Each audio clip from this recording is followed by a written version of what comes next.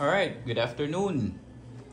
From our last video, no, yung gamit. Ay, hindi pala yung last video. Last video natin yung packaging 2 weeks ago, and last month yung minced beef. Ito yung video na yun, no? Ito sa screen ninyo. Lagay na rin natin yung link dyan. So, itong minced beef, tinry ko na siya nung nakaraan, gumawa ko ng pasta using ito yung minced beef. So, ito na yung itsura niya pag nato. May mga fat, may mga ano. Pero ang iaano ko sa kanya is, ang comment ko sa kanya is parang meron siyang aligasgas. Okay?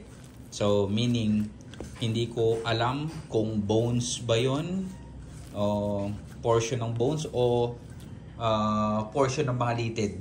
So, hindi ko alam kung paano siya i-manage.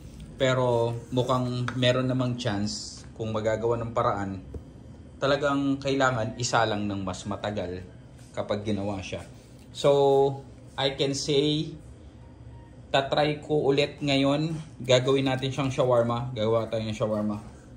And titignan natin, titikman ko kung anong mangyayari after. Kung nandun pa rin ba yon o nakachamba lang ako dun sa portion na yon. Titignan natin dito sa video na to. Alright. So, siguro in conclusion, no, as early as now, masasabi ko na hindi natin siya pwedeng gamitin sa siomai. Okay? Bakit naman, Mang Domeng? Kasi yun nga, meron siyang, since i-steam lang natin siya, possible na hindi natin mapapalambot kung meron mga bits ng litid or bits ng mga buto. Hindi natin siya mapapalambot in simple steaming lang. So, yun ang magiging problema kapag in-steam. And also for burger, kaya ang pinili ko ngayon is gawin siyang shawarma. Kasi pag shawarma, pwede nating lutuin. Possible na mapalambot pa natin kahit konti. Diba? So, salang natin. Malalaman natin mamaya. Sa bagay, ako lang naman ang makakatikim. Ingredients na lang muna natin. So, for my shawarma, garlic and onion. Tapos ito, inano ko lang. So far, ito yung alam ko na ano ng masala. Cumin powder, coriander powder, cinnamon powder, black pepper, turmeric powder, tsaka salt. Yan ang gamit natin. So kapag yung mga Pinoy na hindi naman gumagamit ng ganyan, no? More of oyster sauce yung nilalagay. Pero sa akin, mas gusto ko to eh. Para matikman din natin. Gusto matikman? Mamaya. Yeah. Yung olive oil. Pakiabot yung olive oil.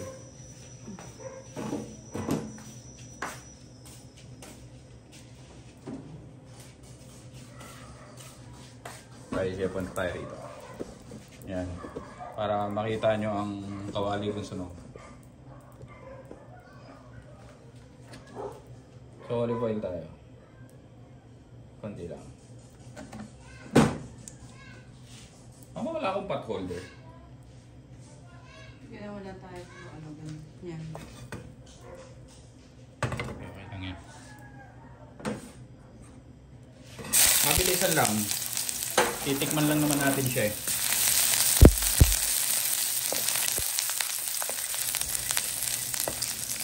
Napalakas yung apoy.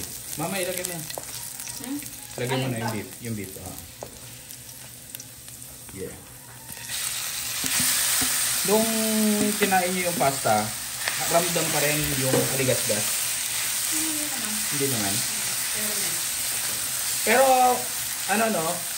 ang amoy niya talaga, tsaka yung itsura niya, kung alam niyo tong corned beef na to, itong nasa screen nyo, yung imported na disuse, ganun na ganun ang itsura niya, ganun na ganun din ang amoy niya. So, like right now, yun. Yung aroma niya, ganun na ganun yung aroma.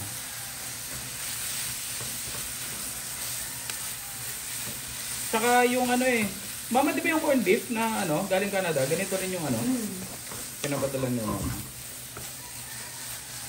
Ganito yung texture niya. Tapos, lagyan na natin itong ating spices.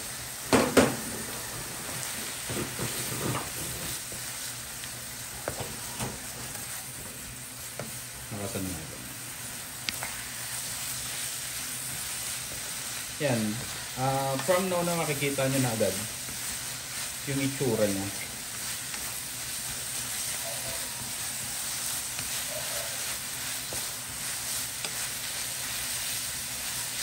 Siguro in case na merong mga ano rito, litid, ganyan, I highly suggest na pag ganitong nagisa na siya, lagyan ng tubig. Para in case, habang naluluto, dumalambot din yung mga buto-buto ba. Kung buto man yun o litid.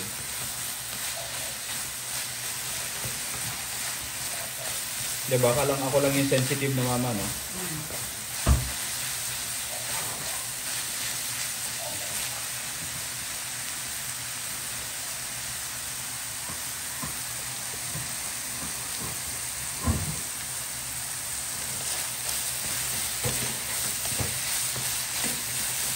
Siguro ano lang natin to. Bisa lang natin to at least mga 3 minutes.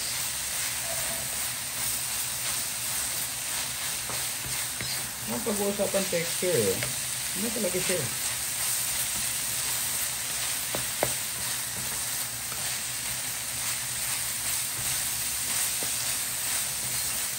So siguro maano ko sa mga nachos, no? Mama, pwede pa, no? Nachos, yung parang gagawan mo siya ng marinara sauce, pwede dun sa mga hotdog sandwich. Kasi no doubt talaga, baka talaga siya.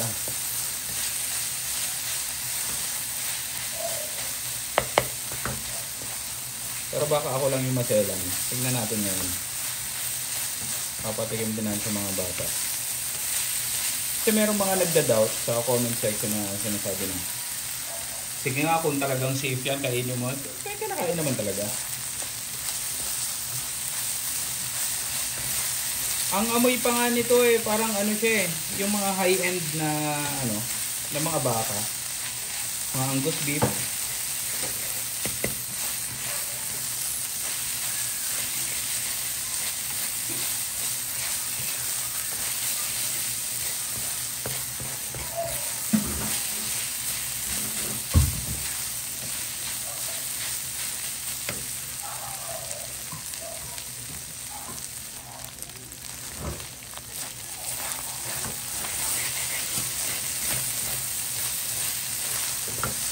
Hindi ko lang patutungin ng konti yan.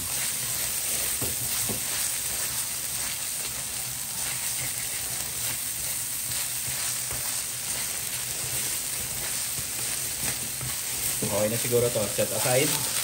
Aside natin. Okay, sige. Next naman itong ating pita. Yung pita bread ko na bibili lang sa SM. Ito, pangalan niya. May kita mo yun sa ano. So ba mama? SM Supermarket, no? Oh, sa SM Supermarket. 76 pesos, ilang piraso na siya. Madami na, oh. Saka importante rito, may silica gel para hindi naamag. 1, 2, 3, 4, 5, 6. Dami na. 3, 4, 5, 6. 7. Tapos may kinain na tayong ilang piraso, no? Mga 10 piraso siya. Ayan na, nag-pop na. Ayan, antayin nyo lang naman, no? Ganda ng mga kawali natin, no? Puro sunog.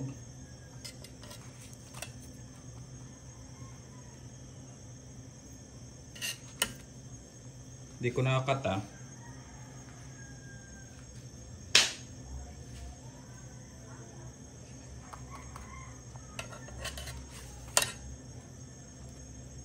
Yan, okay na.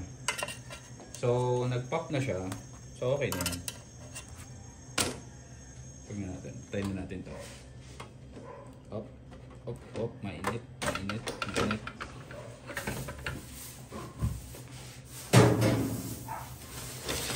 So, ito na yung ating pita.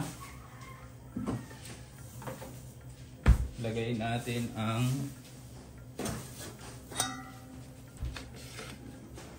Ako na makakain nito, no? Kakamayin ko na. Oh, isa lang? Oh, isa lang.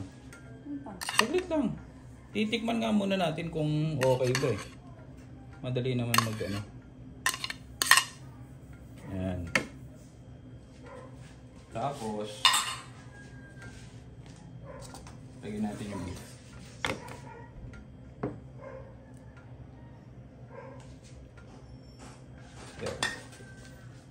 Okay na yan. So yan, mainit-init pa. So yan ang pita natin. Then meron akong garlic sauce. Garlic sauce. So ano lang to? Yogurt, mayonnaise. Ano pa ba? Garlic, lemon, and ano pa ba nilagay ko rito? Yellow para mag-emulsify. So, hindi ako marunong magbalat. Pero pwede na yan. Testing. Testing natin. Testingin natin. Magdagang ko pa.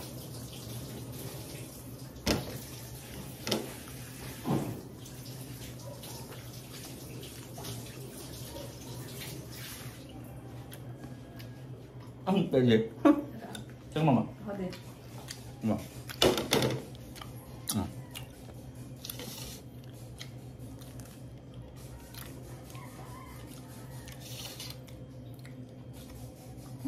Pwede, no? Pwede. Yeah. Oh, nahihingi ka ba? Pwede, pwede. Parang kaniling no, ano? Baka talaga. Kasi baka naman talaga. Sabi ko ang problema ko lang nung una, kung merong mga aligasgas. So, ito. Ito. Maganda pa tayo. Wala naman pala. Okay naman. Summer? Summer?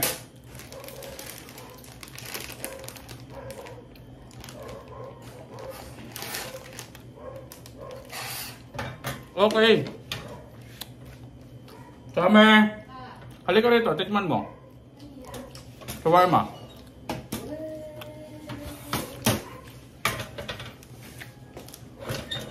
Tikman mo.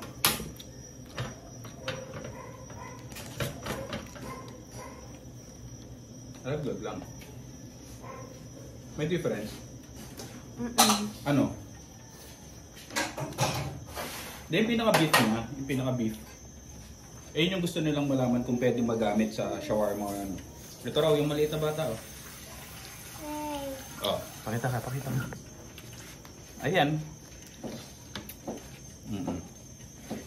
Mas, ano, maganda texture niya. Maganda texture? Oh, di ba? Oh. Parang yun nasa may ano, may shawarma. Yung mga nabibili nga. Yun na may ano. Shawarma shop? Sarap. Sarap mo. Oh. So, yun. Gusto mo?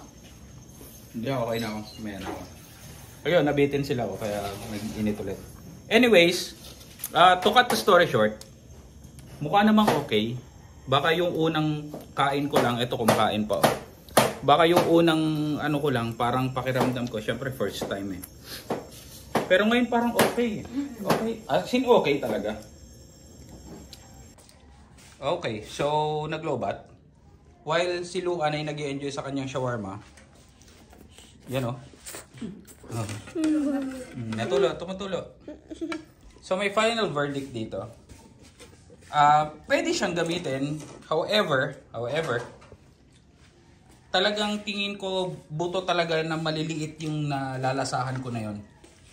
Hindi naman siya, wala naman siyang problema kung hindi naman maselan yung magiging market. Magagamit siya. Or, much better na kapag niluto, ilaga ng konti hanggang sa mapatuyo.